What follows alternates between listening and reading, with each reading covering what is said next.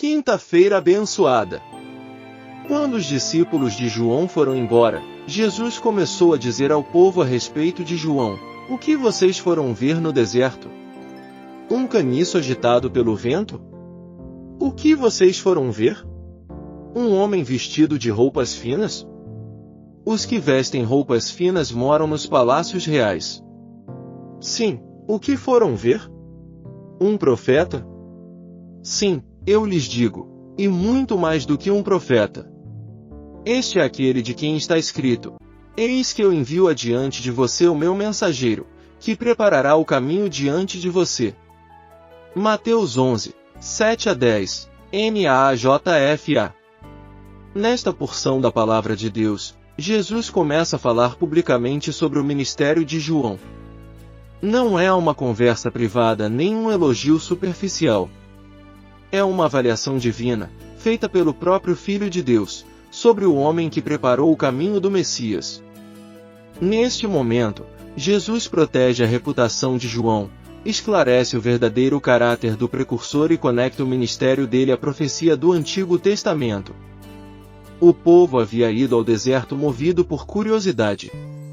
Jesus agora os força a refletir: o que realmente foram ver? Um caniço agitado pelo vento. Jesus começa com uma pergunta retórica. O caniço ou junco à beira do rio ou no deserto balança facilmente com qualquer brisa. Representa a pessoa instável, que muda de pensamento conforme a opinião pública, o medo ou o mais vantajoso. João Batista não era assim. Ele enfrentou fariseus e saduceus chamando-os de raça de víboras. Confrontou o rei Herodes por causa do adultério e da injustiça, e por isso estava na prisão.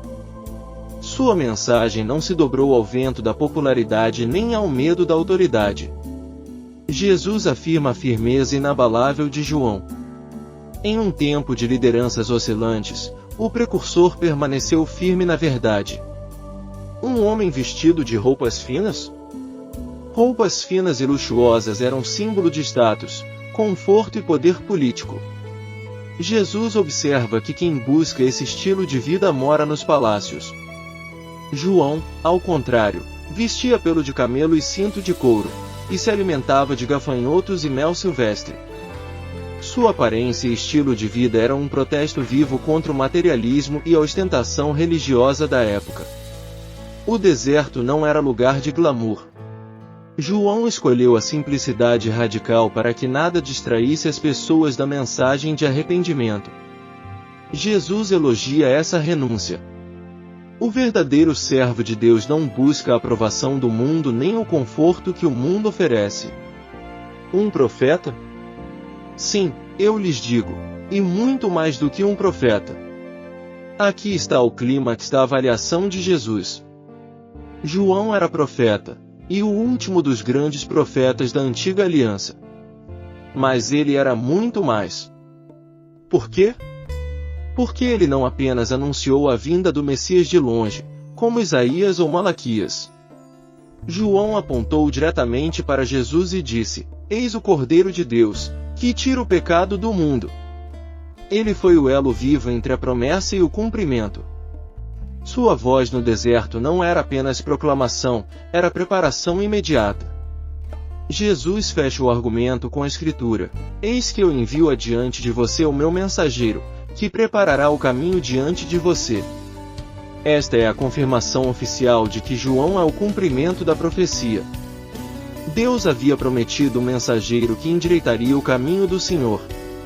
João é esse mensageiro. Ao citar a profecia, Jesus não apenas exalta João, ele se identifica como o Senhor cujo caminho estava sendo preparado. Toda a autoridade de João deriva do fato de que ele apontava para Cristo. Atualmente o mundo, a cultura e até mesmo alguns círculos religiosos sopram ventos constantes de acomodação. João nos ensina que o servo de Deus não é um caniço. A fidelidade à palavra e à verdade de Cristo vale mais do que a aprovação das multidões ou a segurança pessoal.